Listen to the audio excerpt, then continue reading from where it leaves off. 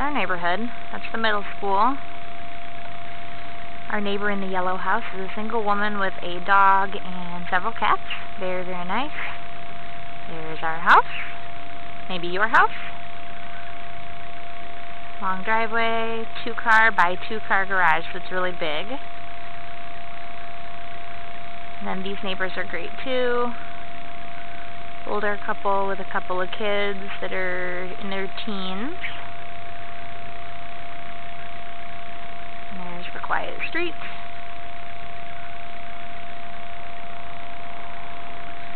Those are some duplexes.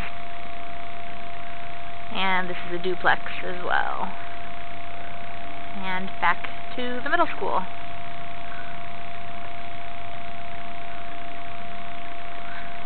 There's our house.